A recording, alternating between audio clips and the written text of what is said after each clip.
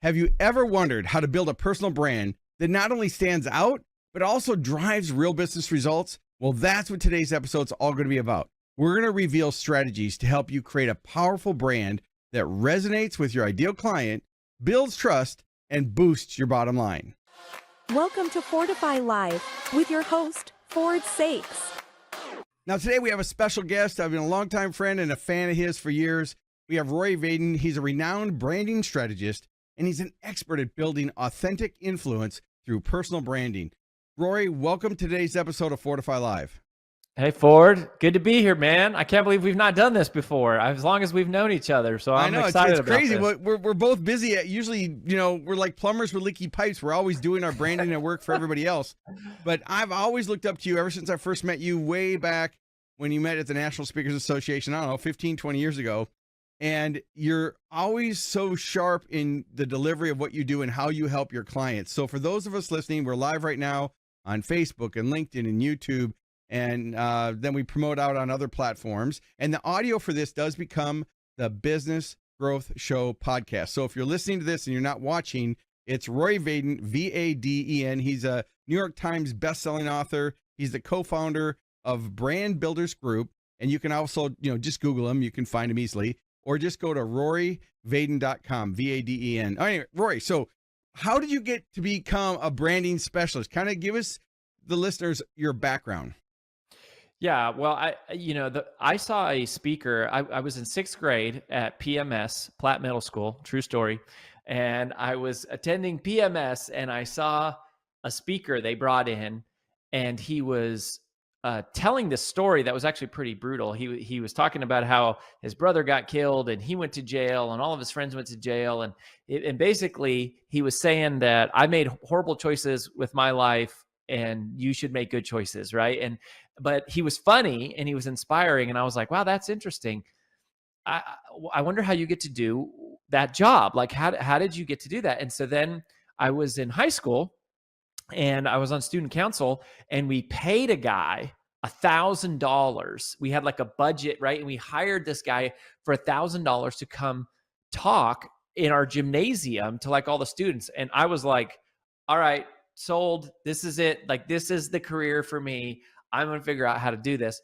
And so I started speaking when I was 17.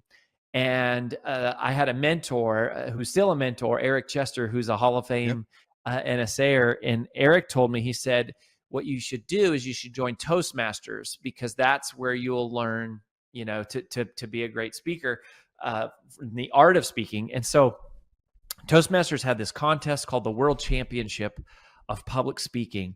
And I was 22 years old.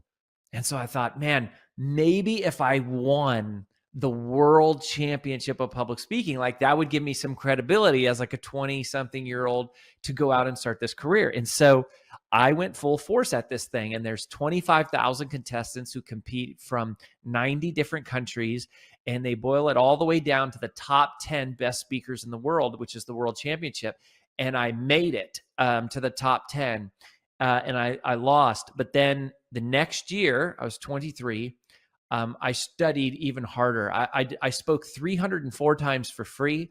I received over 1,100 written evaluations. I watched 3,000 hours of film, read dozens of books. And that was the year that I made it back to the World Championship. And that was the year that I lost again, actually, Ford, dang it. But I came in second. I was the world champion of public speaking, first runner up. And then a few weeks later, I was at an NSA, National Speakers Association meeting, sitting by myself in the, at the lunch, like open, kind of cafeteria or whatever, like expo hall. And a gentleman walks up to me and he looks me right in the eye and he goes, "You're Rory Vaden, aren't you?" And I said, "Well, yes, sir, I am." And he said, "I heard about you. You're the Toastmaster kid, right?" I said, yes, sir. That's me. I've been in the World Championship 2 years in a row. He said, "Yeah, I heard about you." And I said, I'm sorry. Have we met? And he said, "No, but my name is Zig Ziglar." And Zig Ziglar reaches his hand out and shakes his hand, sits next to me. And we talk for about 2.5 hours. and we become friends. And Zig Ziglar, who, you know, was one of the legends of our time, became a personal mentor of mine. And I went backstage with him and, you know, to different events and to his office and everything. And that's about that same time, my wife and I, well, she wasn't my wife then, a friend I had in college, we decided we were going to start a company together. And I had gone door to door when I was in college. So I went 5 years, 80 hours a week, 14 hours a day, knocking on doors. And we learned about sales. And so we said, we're going to start the world's biggest sales training company. And we're going to put on huge sales motivational seminars. And so he said, we need to recruit this girl, Amanda, that I grew up with, to do this with us. So we did that. And the three of us started a company. And we did exactly what we set out to do. We had thousands of people come to our events. Over the next 12 years, we grew that company to 8 figures. We had 200 coaches, 5,000 clients. We launched my first book, Take the Stairs, to hit the New York Times. I have that back here somewhere. When I was 29 years old. Then I had a TED Talk go viral in 2015 and was still working on it. And then we sold the company.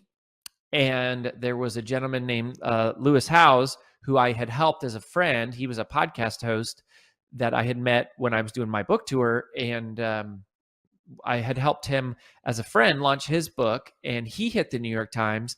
And then we lost touch. And basically the day we sold our former company, Lewis called and he said, hey man, I know we haven't talked in a while, but my business is growing, but I'm struggling. I'm spread thin. I'm making a lot of money, but I'm not keeping much. And we're not like really growing aggressively. Is there any chance I could borrow your brain and have you work on my business? And so we did that. And then Lewis was actually the one who said, this is what you were born to do. This is your new business. And so Brand Builders Group was born. We worked very closely with Lewis Howes. It took him 8 years to get to like 30 million podcast downloads. In the next 2 years that we worked together, he went from 30 million to 500 million downloads. He blew up, and then we got introduced to several other people. We started building our team. Now I've been a personal brand strategist for John Maxwell, Ed Milet, Amy Porterfield, Jasmine Starr, Trent Shelton, Erwin McManus. I mean, Ryan Serhant, like the list goes on and on. And, but we actually don't work with celebrities. We really work with aspiring experts and entrepreneurs to build their personal brand. And so AJ and I started Brand Builders Group. We now have about 870 active clients in our program. We've just helped our 51st person become a New York Times or Wall Street Journal bestselling author. 6 of our clients have done TED Talks that have gone viral with over 1 million views. We have 12 clients that have increased their income more than $1 million per year. And we help mission-driven messengers, which are experts, coaches, speakers, consultants, and then entrepreneurs, small business owners, to build and monetize their personal brand. So that's the whole story. No, I think that's great. There's parts of the story I didn't remember, because I remember when you first were in NSA, and like you, I remember when I first went to NSA and you're meeting Zig Ziglar and Brian Tracy and all these legends of the industry, and all of a sudden, and they're so giving and they help you out so much. I got lucky enough to share a stage with Zig Ziglar back at an Amway event back in like 91 or something like that. And it was amazing because, I'd read his books and I have his books, and it's like, am I going on the same stage that Zig Ziglar went on? Yeah. So I certainly understand that, but I never was in at that level of Toastmasters. I did go through Toastmasters and had my CTM and my DTM, and I think it was an ATM, and hooked on phonics. I don't know, by a vowel. But I have worked with a lot of professional speakers that have won the world champion. But what I've always realized about that is it's not about the championship. It's really about the value. And one of the things I've always liked about Brand Builders and what you do is you're not polishing a turd, pardon my language. It's not like you're just taking anybody and making them, famous. It's not even about that. It's like you said, it's taking people that are speakers, authors, trainers, experts, and consultants or entrepreneurs, and helping them define their core expertise, and more importantly, how to communicate it in a way that resonates with their ideal client, and help them build a revenue model that helps them monetize their expertise. Because, you know, I remember when Lewis first started, he was doing LinkedIn training. I remember way before he did his podcast, I first knew him way back when he was no one. And then all of a sudden, years later, a friend of mine said, "Hey, have you checked out Lewis's podcast?" I'm like, holy crap. And then I solicited to be on his podcast, and he was like, "No, you're not big enough." And I was like, all right, well, I should have got him when I was, you know, before he went famous. Right. But it does just go to show you that, you know, at the end of the day, you know, with a brand is more, and I'm curious about your conversation about what a brand is. So just for the full disclosure, for the record here, everybody, for those of you listening, because I do have a lot of listeners that are speakers, authors, trainers, experts, and consultants. We have private equity groups, we have brand managers and CMOs and CEOs. But if you're interested, yes, there's an affiliate link, but I'm going to say it to you now. You can check it out later, because Rory was kind enough to say, hey, if you send anybody here, we'll take extra care of them. So it's, go ahead, brandbuilders.com / free brand call, freebrandcall.com/Ford Saeks. Yeah. So we do the first call with everyone for free.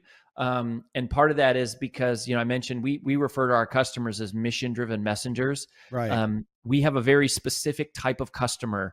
It's not that they don't like money. I mean, they do. We like money, but money is subservient to the mission. Yes. Income is subservient to impact. You know, revenue is subservient to reputation. So, I mean, we very much, one of our specialties is monetizing people's personal brands, but that is subservient to making the world a better place. And it's not just making a dollar, it's making a difference. And Lewis is a great example of that, as several of our clients are. Is what really helps you break through the noise is when people feel that genuine care and concern for your audience to help them succeed. And so that's kind of like a prerequisite. So we do that as a free call to everyone to get to know them. And then, you know, we have a 4-phase process that we work with people. It usually takes we usually do it over a few years, like 2 to 3 years. We work, you know, we do 12 months at a time, but typically people stay with us for a couple of years, and we set them on a trajectory. And so we do that. We do that first call, but you nailed it, Ford, that it all starts with, actually it starts with, to throw out another NSA legend, the best piece of personal branding advice I've ever heard, and this is not a Rory Vaden quote. This is actually a quote from Larry Winget. Yeah. And Larry's another Hall of Fame speaker, New York Times bestselling author. I heard Larry early in my career, and this is what he said. And the first time I heard this, I knew he was right, and I knew this was the secret. Like when I first heard it, and he said, the goal of a great personal brand is to find your uniqueness and exploit it in the service of others. Find your uniqueness and exploit it in the service of others. And so I knew it was like, that's so brilliant. That's it. And now Larry wasn't really in the business of teaching people how to do that. So when we started Brand Builders Group, that's where we turned it into a science to go, we're going to create a process that we can take people through to help them find their uniqueness, to help them figure out in one word, what problem do they solve, to figure out what their primary business model should be, what is the right business model for them that's perfectly, you know, unique to them. What's the one audience that they are, you know, most capable of serving. And, you know, that's what we've done, is we've just developed that process, and it's really become something beautiful as we help people find their uniqueness. Well, I know that for me, you know, and I speak to a lot of franchise organizations and franchise brands and businesses. And while we cover the topic of branding, it's really more of how do you influence and encourage and influence your audience. Because I always tell people, and I'm curious what your thoughts are here, that you don't own your own brand. You know, a lot of people, they create their mission, vision, and values, and I've got them right on my wall, right? Like every other company with their posters. But it really comes down to, what is the perception in the mind of your ideal client of what your brand is? Because a lot of times there's a disconnect between what somebody thinks their brand is and what their marketplace is. Like when I work with a community bank on their brand, they think it's all about customer service. But then if you mystery shop them, they don't answer the phone. They have a complicated phone tree. Their website doesn't work. Their app doesn't work. So it's really looking at it, not only from how do you identify that, like you extrapolating that personal brand, and then how do you communicate it? I know when I first started in the business, you know, I you know, grew up in the projects. I was a foster kid and kind of ran around the streets. And when I got in trouble, one of the guards in a detention center gave me a cassette program by Earl Nightingale called The Strangest Secret. And so Yeah. that was my first introduction into positive growth and experience. And then from there, I heard about Toastmasters, and then I learned about Les Brown, and then I actually became Les Brown's manager, and I traveled with him, kind of like what you did with Zig, but I did it with Les Brown, and I got to learn the other side of the business, right? Because I wasn't doing door-to-door sales like you did, although I have done that. I was doing public seminars for Career Track, Fred Pryor, National Seminars Group, and Skill Path. And I was writing the course curriculum, and I was doing train the trainer program. So I was training the trainers how to present full day seminars, and then how to sell at the back of the room in a way that's authentic and not sleazy, buy this, buy this. And so I did those, 3,000 full day events in 3 years because I had retired from my sporting goods company, which I grew up to 8 figures. And so I wasn't speaking for the money. It was just enjoying it. It was like, oh my gosh, you can get paid for this, right? And now, you and I are both in the Hall of Fame. Less than 200 people alive are still in the Hall of Fame for keynote speaking. So it's a very elite group. And what I've learned over the years in seeing the growth and trajectory of businesses in like this is a lot of times those experts don't know what their expertise is. I know when I first got in it, I liked motivational speakers. I thought I wanted to be a motivational speaker until I did my first commencement speech. I got $150 to do a motivational speech, and I bombed. I told the pony and the poop story. I told the lighthouse story and the starfish story. And I mean, this was the first week of my career. I'm like, okay, I definitely don't want to do that. And I went back and I said, okay, I'm a business owner. I've started 17 different companies, 2 went 7-figure, 1 went 8 figures. I know how to build this as a business. So when I stepped back from the speaking side, instead of it being about me and being about the customer, and I thought, okay, what do I want? And what am I really good at? So I was an entrepreneur. I was an inventor. I have lots of patents and so forth. And so I was really good at scaling businesses. So I thought at first I wanted to be a quote marketing expert or marketing speaker. And I am known for marketing. But what I realized is, just like in business, marketing was the feature. The result was business growth. So I rebranded around accelerating business growth. And then my career, quadrupled and it skyrocketed because what they want is the result of marketing, which is business growth. So now I'm known as Business Growth Accelerator. I used to be Business Growth Innovator, but since I do so much work in franchising, I found out real quickly the first couple of events that franchise brands don't want innovation. They want their franchisees to follow their systems. So when I took out that one word, it's interesting, Rory, I took out one word and changed it to accelerator, all the problems went away. So I'm just curious, what are some of the challenges you see in the marketplace of the difference of perception where people think they don't need to invest in their personal brand and what it costs them when they don't? Yeah, I think the biggest mistake is they don't really understand what personal brand is.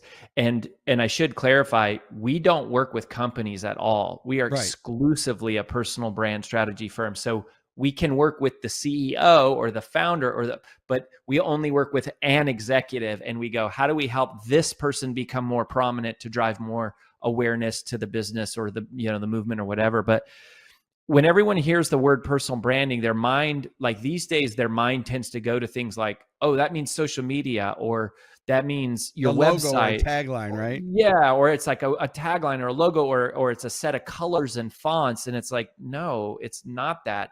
It's much more fundamental than that. So the way that we define it is that personal branding is simply the digitization of your reputation. The digitization of your reputation. And we found that when we use that word reputation, people go, oh, now I get it. They're much more familiar.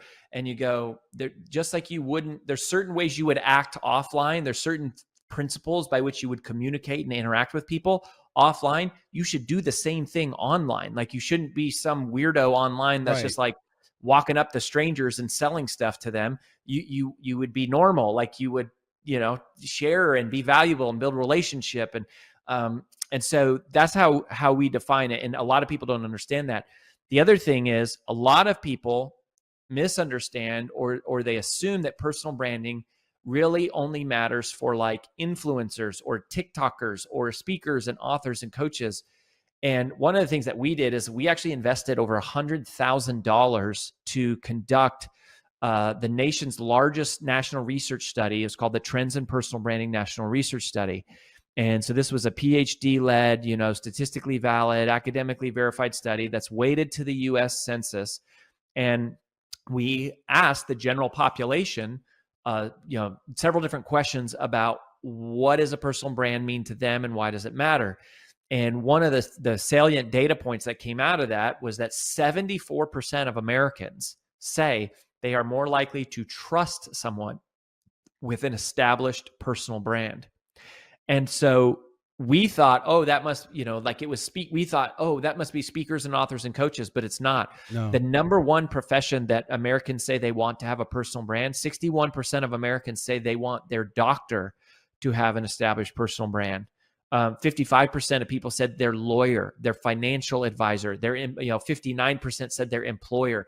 These are the top answers and responses to that question, which at first was surprising. And then we realized a very clear pattern, which is super simple.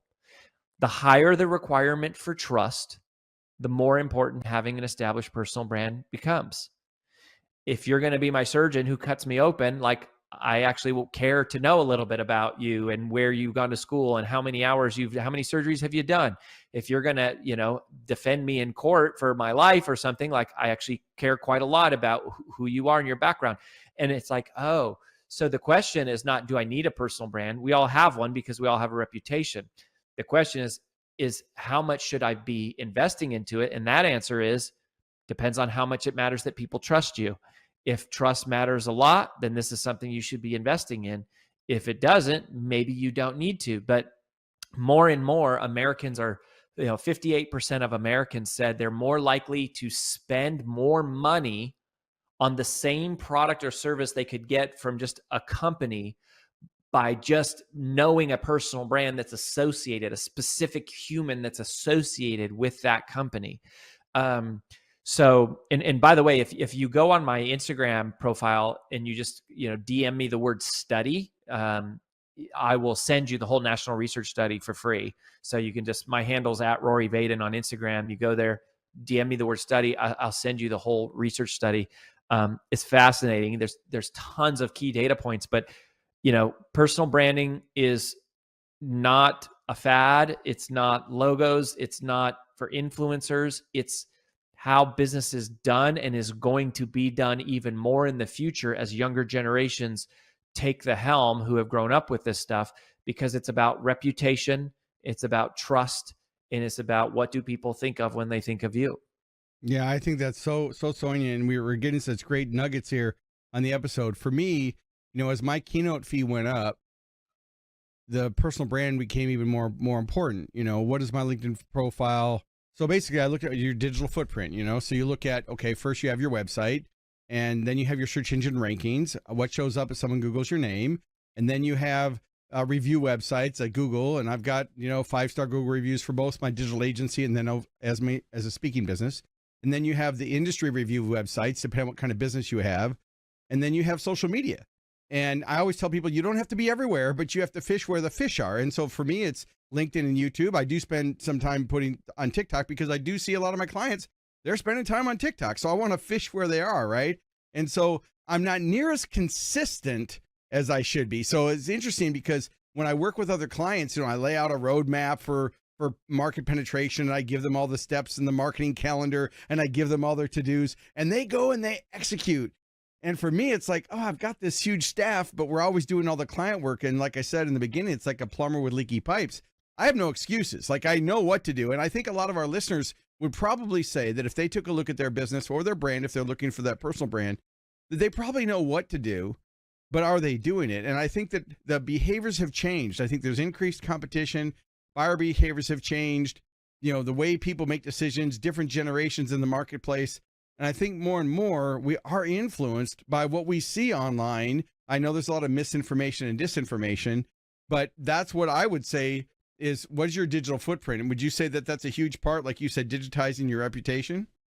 Yeah, that's a huge part of it. And again, we're a strategy firm. So a huge amount of what we do, you could think of us like an architect, right? And you go, you could try to build your own house, right? You could go to Home Depot and try to grab some tools and start swinging a hammer, but if you're going to build a house of any significant size, you probably want to get an architect, right? You probably want someone who knows something about engineering and slope and the permits and what works and who the best contractors are and that kind of thing. And that's what we do.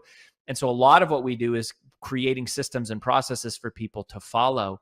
I'll give you a quick one right here, just since you're talking about content. So one of the things that we teach is called the content diamond. And you talked about being everywhere. Well, the way the content diamond works is a lot of our clients, especially our high profile ones, are super busy, right? And not just like the famous ones. We have a lot of very wealthy clients who are maybe not as famous. And so what we figured out is if you follow this little process called the content diamond, you can fill your whole social media calendar for the entire week in like 5 minutes. So what you do is we tell clients, when you're first starting out, make a list of 52 questions that your perfect prospects would have. You ask them, you answer them one at a time, and you answer them in about a 5 to 6 minute video. So the 6 minute video is what starts as the main asset. But then what we're going to do is we're going to split it kind of like a diamond into 2 separate paths. So one path, the first path is the text and imagery path. So what happens is the team takes your video, they then upload it to some tool to get it transcribed, and you can use Temi or Rev, you can use ChatGPT, whatever, and they get it transcribed, and that turns your video into words. And it's not words that are kind of like you, they're the words that you actually said. So they then have someone edit that and turn the transcription into an article. So that article then is a full-length article that we can post on like Medium or Pulse on like LinkedIn, and you have a full-length article. The other thing is somebody will go through and they'll pull out what we call pillar points, which are just like pull quotes. And they'll say, these are the catchiest moments. Then you drop that on, some Canva templates or some graphic designs that are custom, and you create some carousel posts that basically summarize the blog into like 7 or 8 images. And now you've got content for Pinterest and you've got content for Instagram in carousels. Well, so those are text and imagery assets. While that's happening simultaneously, the other path is video and audio. So you first send the video to somebody who doctors it up a little bit. They add some lower thirds. They do some jump cuts, some zoom in, some zoom out, maybe a little royalty-free music, a little bit of stock imagery. Maybe they do some pull-out lessons over your shoulder of key points, and they just create a little bit of engagement. You slap a good thumbnail on there, and now you have a quality full-length video for YouTube. Well, then you take that full-length YouTube video, we strip the audio off of that, and you post it, and now you have a short-form podcast. So now you're a podcaster and you didn't even know it. Then the next thing is we take that 6-minute video and we create a 60-second version of that you then just kind of consolidate and collapse, and now you've got content for TikTok, for Instagram Reels, for YouTube Shorts, and you post that. And then all of those become the mini assets that you post on social. And then what we do is we take all of our social traffic and we point that back to our blog or to our website, to a property that we own, where we can capture emails and we can continue the conversation from there. And that's what makes it a diamond. So, that's a simple system, but until someone walks you through it and tells your team and says, hey, here's the checklist, it's like a 57-page checklist of just like what to do. You might think, oh, I'm too busy for all this. And chances are you probably are too busy to do all of that. But there's a good chance you could crank a 6-minute video once a week and, hire a couple of VAs or some interns to run a checklist. And now all of a sudden you're everywhere. And it becomes a snowball that one day grows to be an avalanche if you do all these strategies, right? So that's just an example of like one sort of technique that we would teach in that one specific area. But then, you layer that on with like, content creation. We help people create their own intellectual property, their own, unique IP and frameworks. Then we help them with the art of speaking, the business of speaking, creating funnels, email strategy, paid traffic acquisition, launching podcast, book launches is a huge thing we become very well known for. Then selling high dollar offers, and how do you drive leads? And for a lot of executives, you don't even have to create a product. You just use your personal brand to drive leads to your current business. That's the fastest path to cash is to monetize the thing you're already doing. Like, you don't have to be a course creator to do this by any means. No, I think that's great. And I do something similar with the brands we work with. So we'll go to, for example, we'll go to Answer the Public, and we'll extrapolate the top 100 questions that people get asked most frequently. And then we look at the content strategy, and we use Answer the Public to help us with the different areas. It's not so much getting the answers from them, but it gives us the topic areas that the ideal client is working for. So we help identify their ideal customer or customers. We make sure we get their clear messaging down. We look at who the influencers are and who the buyers are, because the messages change.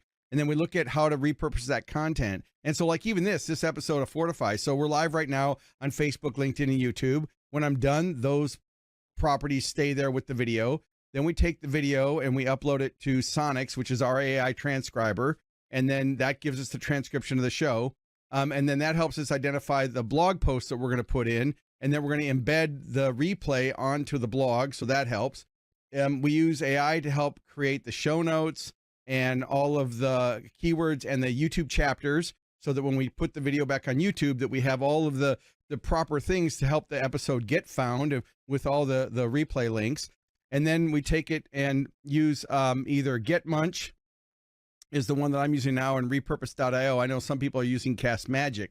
And so for those of you thinking, gosh, he talks fast, don't get seduced by technology.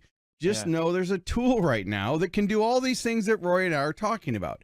So I take it into GetMunch, and GetMunch uses AI to listen to the episode, identify what the key top things are that are going to get the most traffic, and actually cuts it down into the video clips. So out of this episode, we'll get like 60 clips. And sure, 30 of them might not be usable. It might be a clip about something that doesn't matter. But then I can adjust the end point and start point, pick the captions, and in what used to take hours for my team to do, we can get snippets of video very quickly and then repurpose it. And then, of course, for this episode, then the audio became the podcast, because it was so easy just to be able to. And I first learned that from Grant Cardone, because he's like, he's doing a YouTube channel. He's got his video doing a YouTube live, and then it became his podcast. I'm like, when I start mine, and this is, several hundred episodes later, I'm like, I'm going to do the same thing. And so this becomes the Business Growth Show podcast, which then, of course, some people are listeners. Now, I have to turn the topic to a question that I'm sure comes up for you, which is artificial intelligence right now. What are your thoughts about the pros and cons of AI and how it affects just misinformation, deep fakes, and how people are using it to build a brand, maybe not so authentically? Yeah, I think first of all, I'm a fan of AI, big fan. I love it. I think in many ways, AI will be powerful if you use it to automate the mundane. Yep. To create more margin, to create human connection. That's where I think the magic is. I don't think the magic lies in, and by the way, even if people are making money with deep fake avatars and cranking a bunch of AI blog posts, even if that's true, I don't think those personal brands will ever break through the wall. Why? Because at some point, you never get to meet that person. Right. It's not a real person. You never get to have that connection. So you go, I don't want to refer this person. I don't trust that. I'll trust them with some point, right? Like maybe I tune in and maybe they make money from sponsors. I'm not saying they couldn't make a lot of money. I'm saying, that's not going to, I don't think that suddenly the biggest thought leaders in the world are going to become AI chatbots by any means. I think, ironically, as AI accelerates, I think the demand for human connection will also accelerate. And, we see that a lot with webinars and, during COVID and everything. And it's like, man, people could not wait to get back in person. They're so excited about it. People love traveling to events and being in person. So yeah, it'll reshape our life. I do think, that there's a lot of truth of that. You're not going to get replaced by AI. You'll get replaced by somebody who knows how to use AI. I think there's a lot of truth to that. But I think it's just like anything else. It's a tool that we got to learn how to use, not to replace ourselves, but to create more margin so that we can connect with other humans. And I think at the end of the day, as much as we make personal branding a science and we create a lot of frameworks and structures and processes, the real magic happens when you cross from the science into the art. And the art of personal branding, I think, is pretty simple. It's learning how to move people emotionally. And I think AI is quite a long way from being able to move people emotionally. And even if it gets to that point, I think a lot of people will be reserved about allowing themselves to experience some, some of that emotional connection for real humans. So anyways, I'm a big fan of it. I see a lot of use cases. I certainly would not be ignoring it. It's definitely not a fad. We're hyper aggressively. I mean, we have dozens of custom bots and custom GPTs that we are building right now. We have a few that are in use, but we are investing heavily to help we're investing heavily to do anything that helps our clients succeed faster. And I think AI can certainly help you succeed faster. Yeah, my take on it, and I'm doing a lot of speaking on it right now to organizations, and I'm letting them know how to unleash the power, but avoid the pitfalls. And what I'm saying is it's not a replacement. And like you said, AI is not going to replace humans. It's going to replace humans not using AI. And the biggest challenge isn't, adopting it too fast. It's being left behind. And so how do you learn these tools? Done is more powerful than perfect, more profitable than perfect. Learning it and have it space. And, like my wife's a Pilates instructor and she certifies other instructors. And right now she's planning the disconnected retreat. So now she's doing weekend retreats where you come and there's no technology other than there's someone who monitors in case a babysitter needs, an emergency. But I think that people are going to crave, as the pendulum swings one way towards technology, people are going to crave that high touch. So as everybody wants to go high tech, which there's a place for that, I think you're not going to be able to replace the high touch. I know for me, when we went through the pandemic and everything, and people were calling me because I was doing virtual presentations way before, Zoom, and I've got a studio and all this. And people are like, well, no one's ever going to have in-person meetings again. I'm like, the second this opens up, you're going to watch meetings come back. And I can remember when the meetings first came back, people would wear the masks, Rory, to like the 10:30 break, right? And then all of a sudden at 10:30, no one had masks on anymore from 11 to noon or whatever. If I was doing a morning workshop, it's kind of like, oh, I feel comfortable now. I'm going to take my mask off. And again, we're not being political on the show. Wear a mask if you want to wear a mask. But the point is that people do crave that human connection. And I think that the hardest thing going forward is it is going to be more difficult to know what's real, what's not. I think that Online, the AR avatars and everything have gotten so good now that they can clone and make people say anything you want. So I think there's some due diligence there, but I think that's going to make those brands, and those especially personal brands that are more authentic and create experiences that are real, that are in person and live, are gonna excel. So before we go, the link again was freebrandcall.com/Ford Saeks. There you go. If you want to talk with us. And I would say the thing is, you got to ask yourself, do you have a calling on your heart to share to share a message, to share something? We really believe that the calling that someone feels on their heart is the result of a signal that's being sent out by somebody else who needs them. And that person actually needs you way more than you need them. And that's what it comes down to, right? Like a mission-driven messenger is someone who feels that calling. And, as I mentioned, we typically work with clients for a couple years at least. But I will say that if I had to boil it all down into like, what's the one secret that we have found in common of the people who have broke through the wall, broke through the mainstream, we started to realize a pattern. And there's a very simple pattern. And we didn't know this when we started the company, but we're 100% convicted of it now because we've seen it so often. And that is realizing that for all of us, you are most powerfully positioned to serve the person you once were. Very cool. You're most powerfully positioned to serve the person you once were. And so you actually, when you're building a company, maybe you start with why, but when you're building a personal brand, you don't start with why, you start with who. For most of us, our why is a who. And you go, who are you most powerfully positioned to serve? It's the person you once were. So what challenges have you conquered? What obstacles have you overcome? What setbacks have you survived? What tragedies have you triumphed over? Whatever the answers are to those questions, and those are some of the introspective questions we walk people through, therein lies your uniqueness, the thing that you were created to do that nobody else can do quite like you. And if you find that uniqueness, and if you, as Larry says, exploit it in the service of others, you'll build a huge personal brand. You'll make a tremendous impact in the world, regardless of the industry. You'll also make a plenty of money to go along with it. Well, Rory, thanks so much for taking time today to be on Fordify Live and share your great insights. Yeah, my pleasure. And I love seeing you, Ford, over the years and how you've grown. So it's an honor to connect with your people. Check out freebrandcall.com/Ford Saeks, and keep tuning into Ford. He's a smart guy. He's got lots of good stuff. All right, thanks so much.